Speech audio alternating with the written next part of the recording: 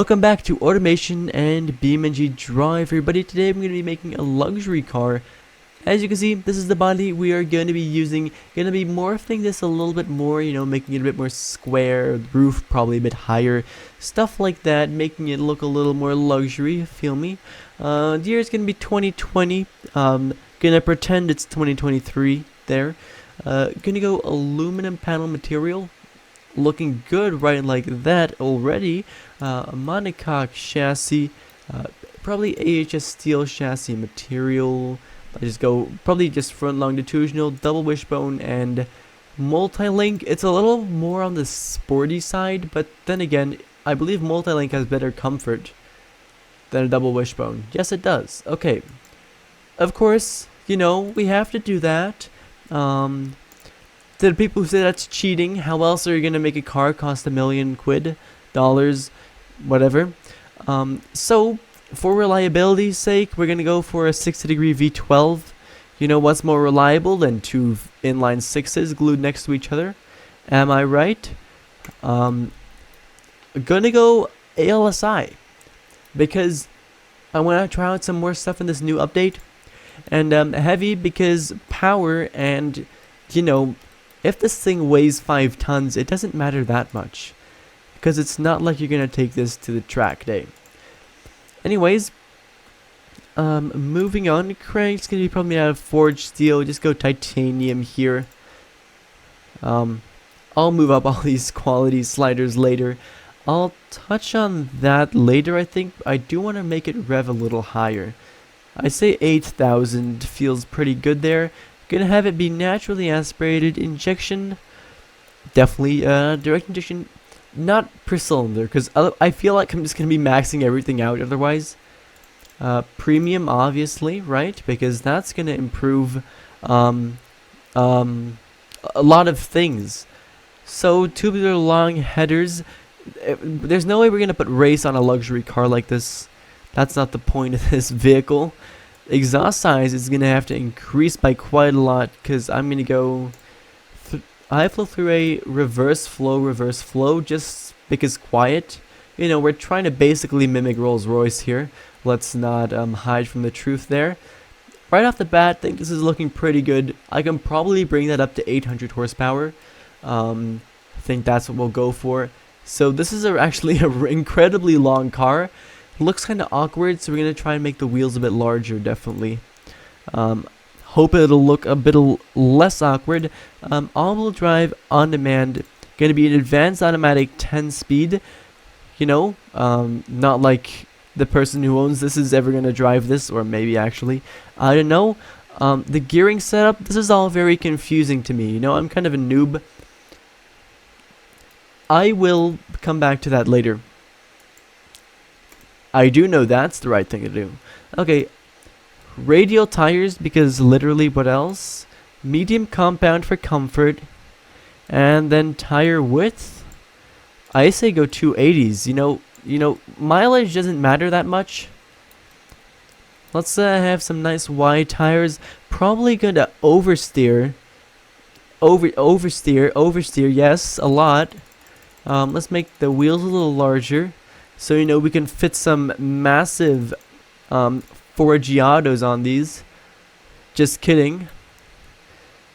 I don't know, man. Just, because that looks nice. With a long wheelbase like this, you kind of need big wheels, or it just looks incredibly awkward, in my opinion.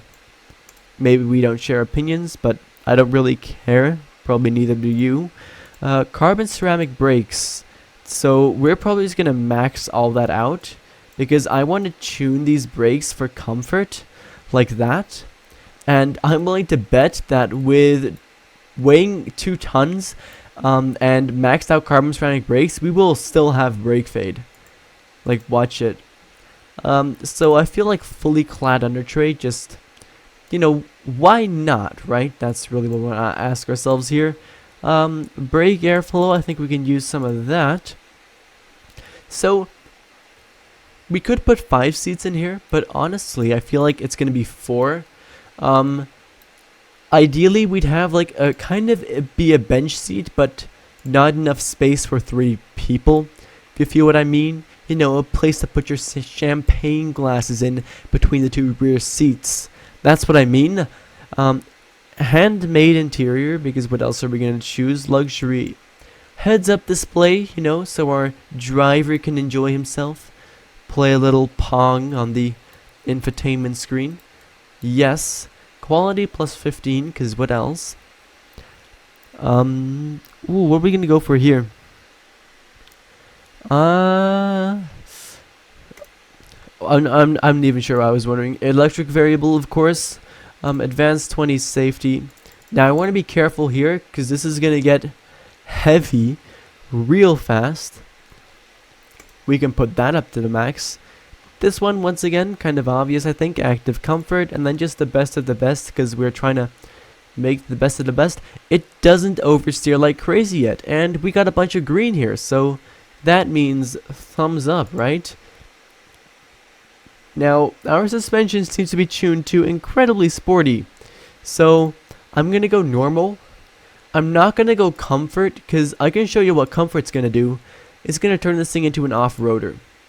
So, that says that's still incredibly high. Not sure I want that. Let's go something like that, feels a little better. Makes the car also look a little less awkwardly long if it sits a bit higher like that. Also makes the wheels look like they actually fit on the car. Nice. So I'm obviously still going to tweak this. Right now, what do we cost? 486,000. I reckon we can bring that right a lot higher. And you know, I'll go ahead and design this thing right away as well. And I'll see you guys when I'm done.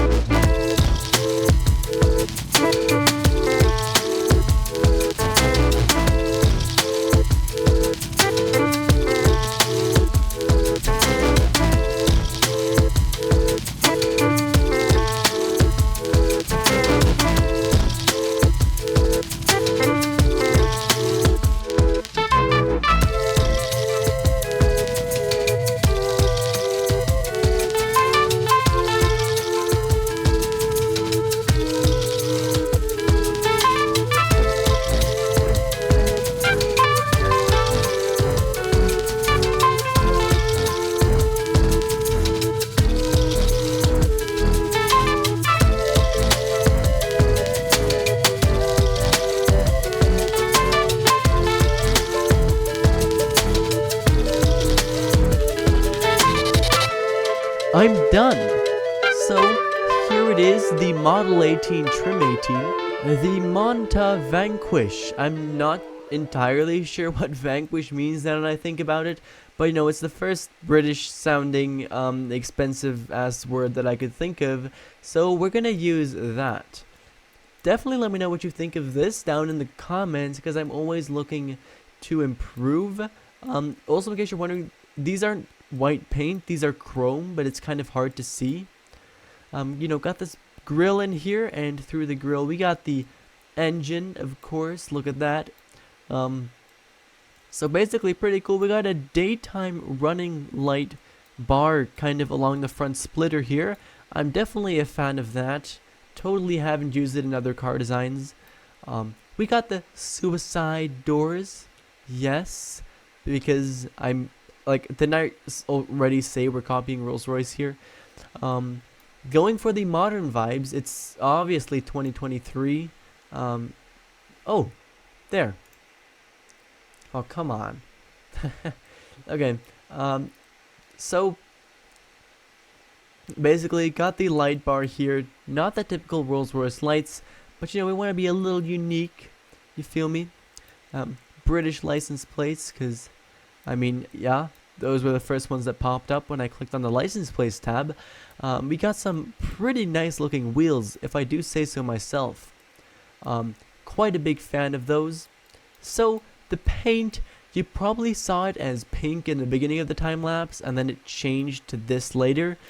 I wanted to keep it at pink because I'm like, oh, this is going to be the car in some sort of like Saudi Arabia or something where the people don't care about money and they're just paint their Range Rovers pink because who cares?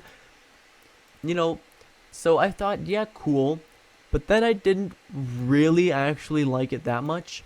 And then I changed the roof to black and I'm like, oh, that looks sick. Then I changed the bottom part to white and, you know, that's where the story ends. It's so dramatic, man. It means a lot to me. Anyways, let's import this into BeamNG Drive and we'll test it out there, you know, see if it can hold up to the standards that I've made you believe it. I don't know. Here we have the Monta Vanquish. As you can see, looking pretty good right here. Looking totally not like a Rolls Royce, especially not from the front, by the way. Anyways, double parked, as you can see, because we can afford it. Now, somewhere near the left of our screen, you might see something interesting. So we'll drive over to that, well, before we get incredibly in-depth into this vehicle. But I'll give you a little spoiler about how this drives. If you didn't see, I'm pretty sure our electronic stability control got turned on in that little bit we just drove. Anyways, check this out. Oh, we are driving away. Let's put it into park. Now, I was scrolling through my automation vehicles and I saw this and I laughed because I remembered it and I realized both of these cars had the exact same design. This is the Kimiyoshi Z and is a K van that I made. Now, cool thing about this is, you might be able to tell by these marks on the floor here, it has a pretty astonishingly quick quarter mile. Oh, and it's electric too. Let's floor it. Yeah, I think that basically says everything you need to know about that. If you blinked, you didn't notice. Anyways, yeah, let's move on. Oh my god, you can see it's not letting me reverse. You can see that the ESC is kicking in as I am attempting to pull out of the spot here. As you can see, I'm flooring it right now, but the ESC is not letting me do anything. Let's turn that off. Now, as you can see, there we go. That's what I call driving. So, let's take this thing for a spin. Now, yeah, it doesn't handle the best I've ever seen a vehicle handle. As in, it will wheel spin if you floor it in 6th gear. You know, quick FYI there. So, basically, I had it as an advanced automatic 10-speed. The thing was undrivable. As you can see, it's incredibly drivable now.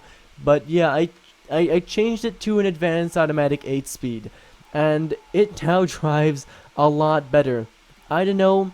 The game just didn't like a vehicle with 10 automatic speeds, I suppose. It was shifting every single second, and it was spinning out, and it was crazy. Now, not only the transmission on this vehicle is trash, but so is the steering, and especially the brakes. Let's go for... Oh, I forgot this thing spawned in here. Let's go for a quick brake test. What is that? Oh, that's the seat from the K-van. I was gonna say, I was too lazy to do an interior today, but okay. So, as you can see, we are still wheel spinning. This thing is crazy. So, didn't really get to test the brakes there. Let's try that again. Try avoiding the seat here. There we are. Let's go a little gentle this time. Let's bring it up to 100 kilometers an hour. You know, not very fast. Actually, let's go highway speed, 130 kilometers per hour. This is what you'd be driving on the highway, and this is how fast you're going to stop. Yeah, that definitely took a while. Now imagine you're going to 240 kilometers an hour along the automation test track. Well, that's what I'm going to put myself through right now. Here we are on the automation test track. Now, let's go. And you might notice that I'm actually going to be doing this in a voiceover because let me tell you, this car was incredibly hard to control. I tried many times to, talk whilst driving this thing and also driving it in third person around this track. That didn't really work, but I guess it just proves the point that this thing should probably not be used as a track car, and that I'm apparently, for whatever reason, not as good as some of the engineers over at Rolls Royce. I'm not sure why that would be the case, but, it's too bad. So if you want to check out for yourself how amazingly this vehicle handles, well, you can actually join my Discord server, which is linked down in the description, and you can find the download for this car there, as well as every single other car that I've made on this channel before, so that's pretty cool. Anyways, right now, let's just continue the time lapse.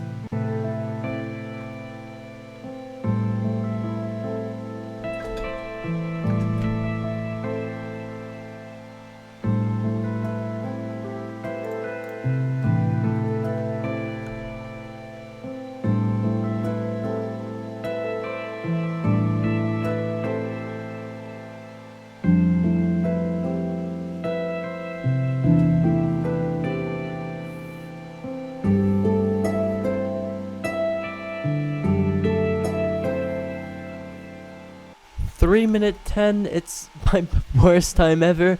We are barely slower than the Gavril Roamer. Honestly, this is probably one of the worst cars I've ever built in terms of handling. In my opinion, I was a big fan of the looks, but honestly, the handling is just terrible on this thing. I'm not even sure what caused it. It's a combination of the brakes. They were terrible. I mean, I did say they were going to be, but I literally maxed them out. I did not think it was going to be that bad. Also, terrible oversteer, which I know I tried to reduce the size of the front tires a lot as well. Didn't necessarily help.